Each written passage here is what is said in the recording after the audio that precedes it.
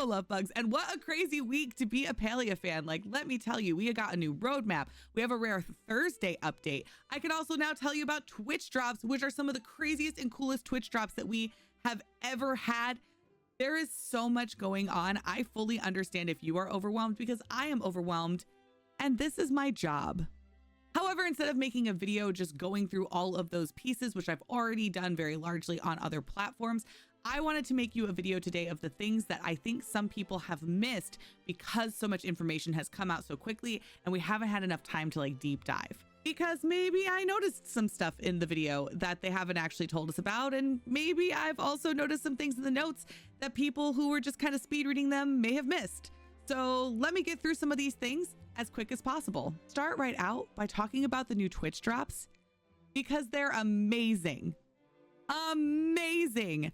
I am so excited. First off, them giving us lucky coins is always a cool thing, just a free fun little gamble for watching your favorite streamer for an hour.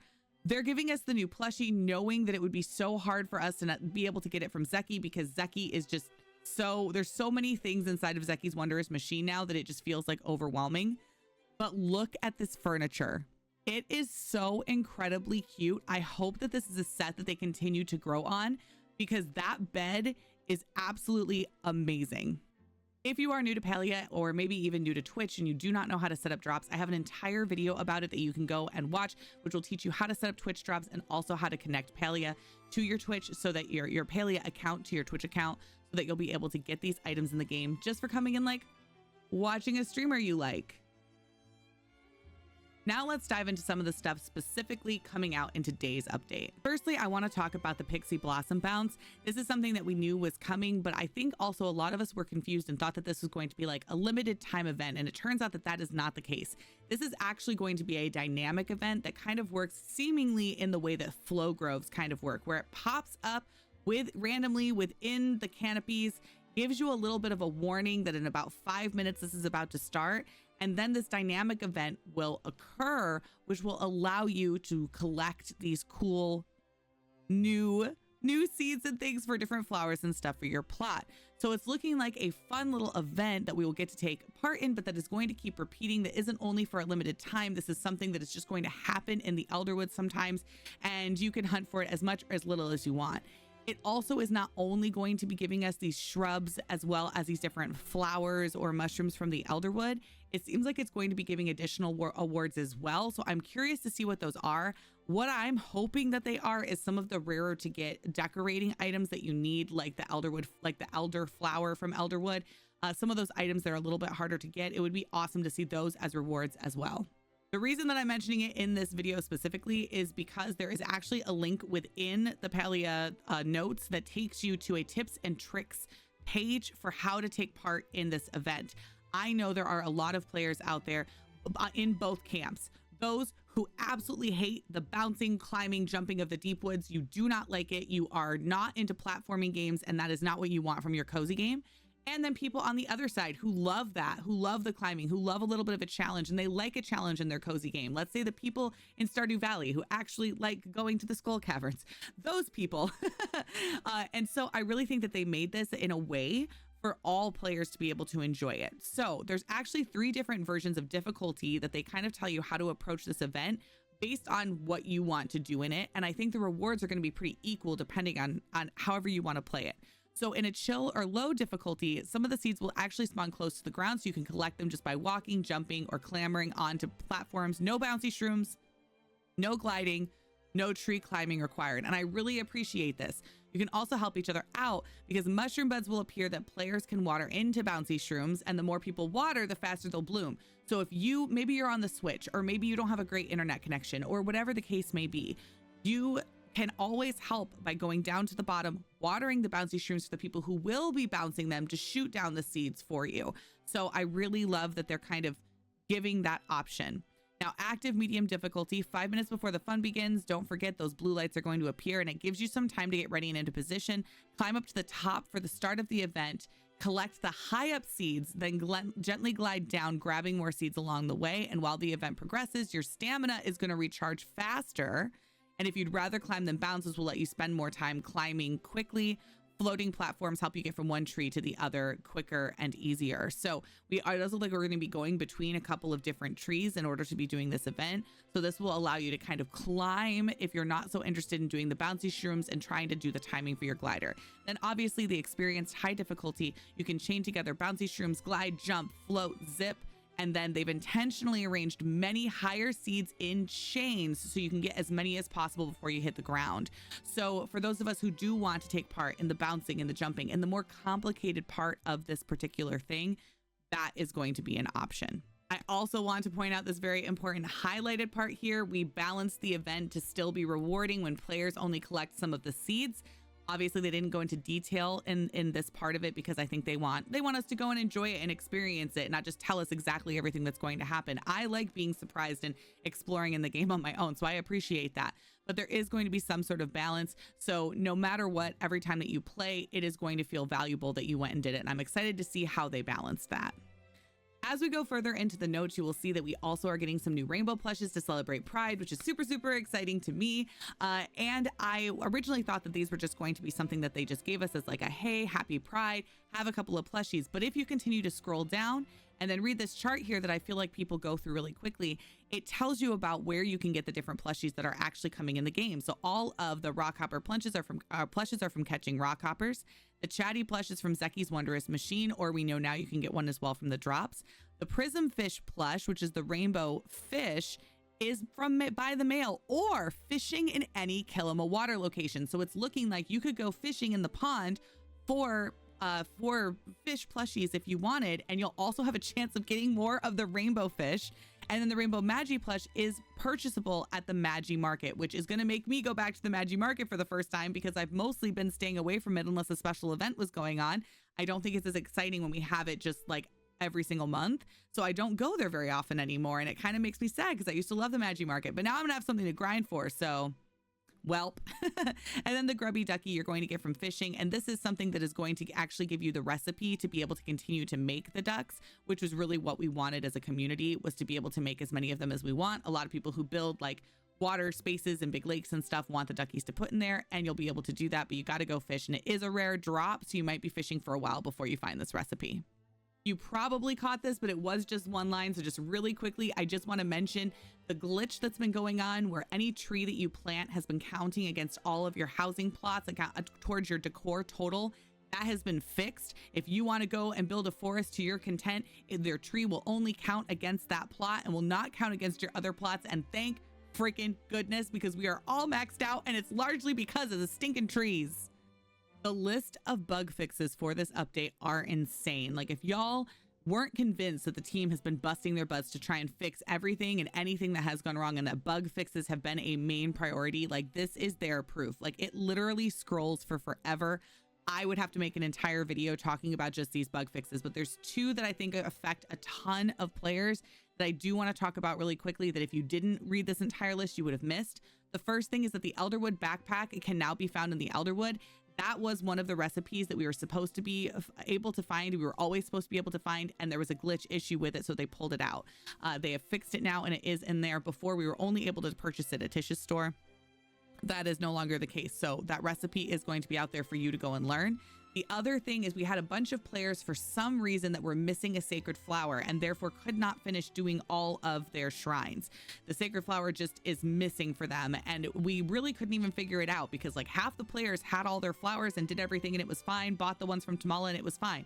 There was like this collection of players who were like, I am one away and I'm not getting it from drops. I can't buy it from Tamala. Where the heck is this final sacred flower? I think this is the answer for those players because I truly think they can't figure it out. I truly think that they're like, why the heck do most players have everything that they need and some players don't? So they were just like, we're just going to give you another one. And then we don't have to spend weeks and months trying to figure out why specifically it's happening for just these players. So there is now going to be a discoverable sacred flower found in Prisonbeard's cave, which will hopefully fix that bug, at least now, until one day they figure out what the heck happened, for all those players who are literally missing one sacred flower and have no way to get it.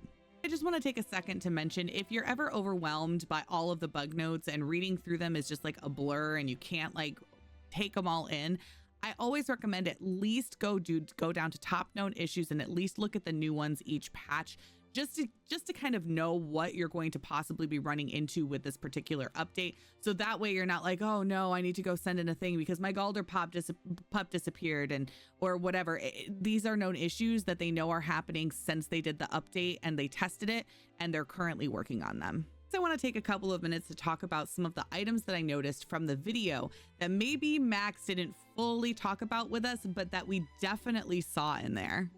I'm going to call him out for something really petty and stupid to start. And it's this Magi plush that's right here on his shelf. Max, where's this from? Where did it come from? Where can I buy it?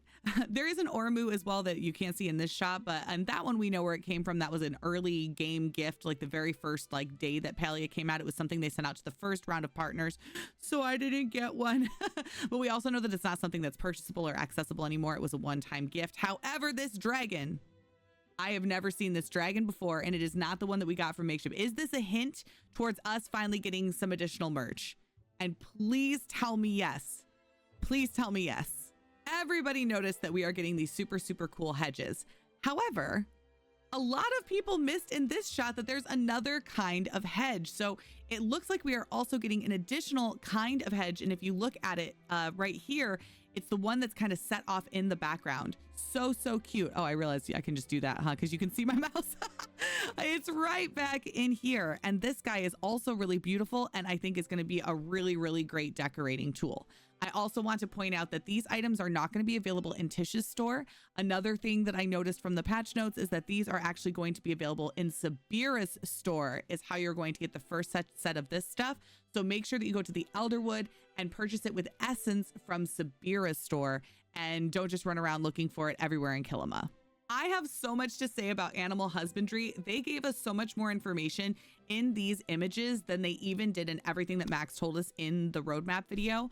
For example, this right here, if you're not familiar with development, looking at development art and stuff like this, this is 3D imaging for petting your Peki. I don't think this is just something that they created to use in the video to then not show us. It's also a commitment that they made to us in the game, that they weren't going to show us footage of things that we couldn't actually do or acquire eventually in the game. I think that our character is going to be able to pet our pets, and that we are actively going to do that as a way to raise our relationship with them, which is part of how we're going to be getting cool items from them. In this particular clip, Max makes a comment about making a state fair worthy Ormu. I am wondering if that is a hint to our next gameplay area.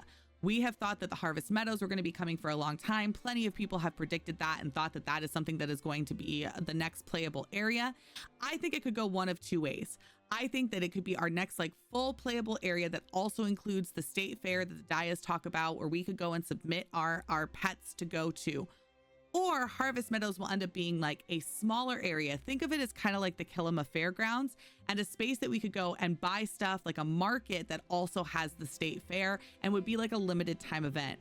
I'm kind of down for both of those things. I don't know what Harvest Meadow would look like as an actual playable area or what that would mean, but it has seemed like something that they were probably eventually going to give us. But I'm also down for them not making it this huge, giant Elderwood sized playable space, and instead focusing on a different playable area like the city, which would be amazing, and instead giving us a smaller Kilima campground style, maybe a little bit bigger than that, just to fit the fair in, so we could actually take our animals to the market and show them off and compete in fair stuff. That would be so freaking cool. But I think it's some sort of hint. I do not think that we're going to be breeding and making these animals for no reason. I'm going to guess that there is going to be some sort of way that we can compete in these competitions that the Dayas have been talking about since the beginning of the game.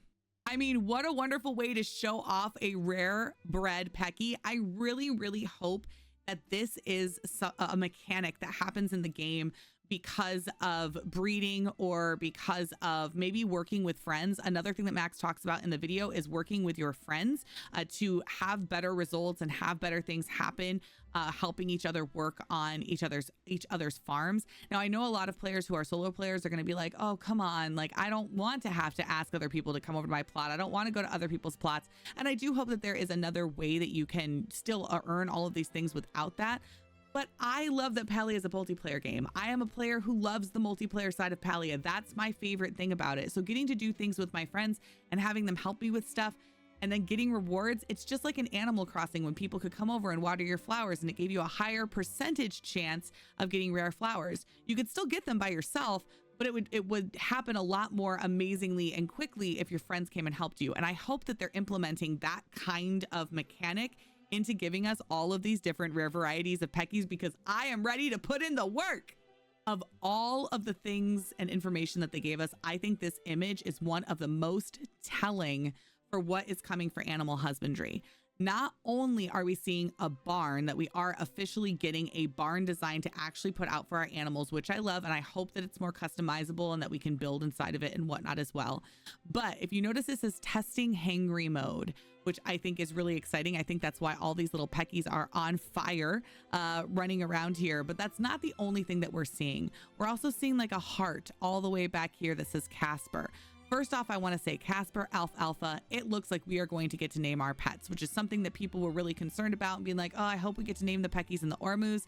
It's looking like at the very least we get to name our Ormus, which is very exciting. It's also showing some sort of mood. So this one has a heart. This one has a cloud. Like maybe it's kind of sad. Maybe it hasn't gotten its love and affection today. Maybe this one has a heart because you actually pet it and took time with it that day, which is increasing your friendship with it.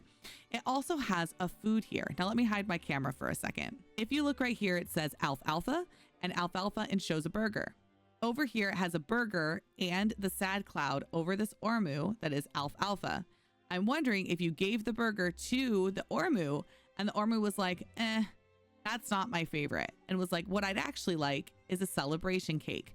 So it's looking like we aren't just going to be feeding them hay or feeding them whatever is lying around. We're going to be finding out what some of their favorite foods are. And just let me point out, none of this is official. This is me just making guesses. This is me looking at this image, knowing no more than you all know, and just making guesses based on what I see. But I am so incredibly excited about this because I was a little afraid, I'm not going to lie, that they were going to give us animal husbandry and it was just going to be pretty much like pet your Peki every day. And some days it will give you eggs depending on how much you fed it and pet it. And I was gonna be like, okay, I mean, yay. Like I want a barn, I want animals. I'll be happy to get some eggs, but like that wouldn't be super exciting to me. But the idea, instead of having to figure out what food they like, of having your friends come over to pet them, of them having hangry modes and different emotions and stuff based on like the foods and things that you feed them, on the idea of raising them to be good enough to maybe go to a fair one day. All of those things are going to make animal husbandry feel like its own game within Palia. And that is the kind of content that I want. Now, on the notes here for all the stuff about these new housing lines, we saw a lot of different things. You can really look in the back of some of these images and see maybe some different walls or even doorways that look maybe a little bit different than what we're used to. But I want to point out a couple of things very specific. First off, just the fact that they are giving us glass. The number one like decor thing that I think players have been asking for since the dawn of this game has been the greenhouse at Tamala's house. This is the closest we have come to getting that bad boy, and I cannot wait. But what I really want to talk about here is this particular design where they're playing around with maybe us having like a second story with different rooms and how they could actually make that work within the game. I want to point out you can only see it in the tiniest of flashes. But if you look down at the edge of this building right down here, you can see that it has a tall staircase, and it doesn't look like this is even truly like maybe the first level.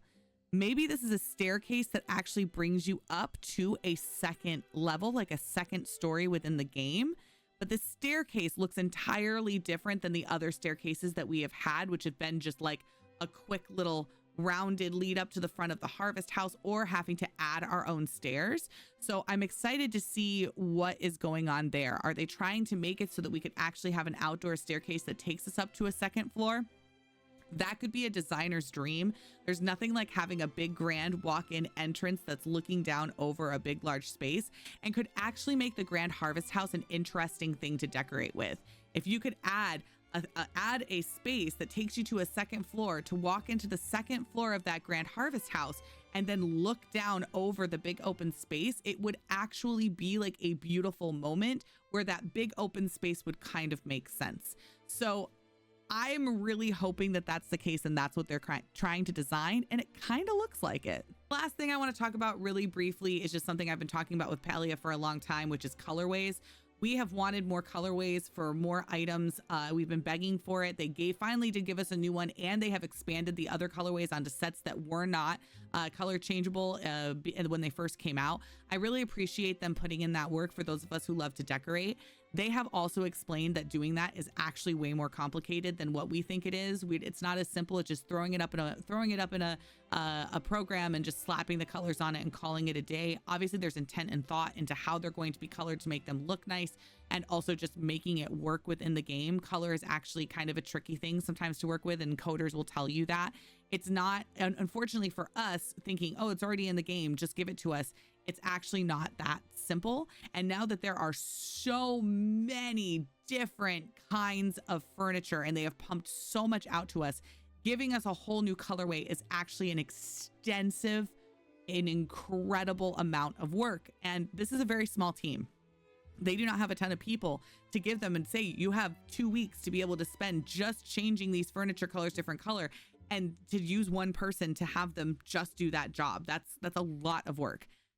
However, they've also promised us they're not going to be showing us stuff anymore. They don't intend to eventually give us. And there are 2 colorways in this photo that have been on this house since like the start of the game that I want to talk about just really quickly. Now, the team has expressed that sometimes colorways will look different in this version because they're processing it and the super, super high-end best computer out there to make the colors look as vibrant or as perfect as they want it to. And then how that translates to us can change colors. So sometimes a colorway might look different when it actually isn't different. Just like those of you who come and watch me play like in epic settings on my computer on Twitch and then go play on the Switch, it does not look like the same game. It's that same situation here. However, this green colorway that's right here looks a lot like the green colorway that's in Tamala's house that we know exists at least across some furniture sets because it's in Tamala's house. Right here, and this one has been sitting here on this house for a really long time, and I actually think that it is that Tamala colorway and we just don't have it yet, and I would really like to see the team give it to us. I want to just say, even if it was like an honest like, hey guys, we're going to give you a new colorway, however it's only going to be available on these sets this month, or it's only going to be available on these sets and then it'll be on these sets this next month. Even if you released a bunch of different colors or maybe 2 different colorways and you were like, hey, here are 2 different colorways and we did it on these 4 big sets, and then we're going to give it to you on these sets in a month. I would be so stoked to hear that, even knowing that I'm going to have to wait for some of them, just to know that they're coming. And to also, I like being part of understanding how the development process works. Like, I actually like that. And I think that people like that, the gamers like it too. We like to understand why the team is doing things the way that they are. It helps us be more compassionate for them when things are taking a long time. But we keep seeing this green colorway that so many players want, and like, please give it to us. And if the argument is that, well, it's really just the Calathea, it just looks different. Well, that doesn't explain this yellow colorway that we've seen in a couple of different videos that they've shown us that has a little bit of like a yellow and a brown tint right here, which it doesn't look perfect in this super zoomed in image of it, but we've seen photos of it in other places as well. And I just really want it. Even if even if the team only has it available across a couple of sets, if they were just transparent and honest about that, there are going to be 2 new colorways. They are only available on the Chic, Industrial, and Kilima sets, but we look forward to adding them to more sets in the future. I would still be excited. Please give us more colorways. They're literally already in the game. We can see them in character houses. Obviously, this video doesn't even brush on so many of the things that they talked about and that are coming, but a lot of those you can read in the notes as well. I highly recommend watching the roadmap video. It is super awesome and super helpful. I'm super grateful of them for doing that for us. But I would like to know, what other things did you notice within the videos that maybe were talked about really quickly, or maybe just one little line was posted someplace and I didn't talk about it? Let me know down in the comments. And also please tell me which Peki that you need the most, because I can't decide if I want the peacock looking Peki or the speckled Peki most. I know I need all of them, but I at least want those 2. Okay, I gotta go edit this and get live. So I love you. Bye-bye.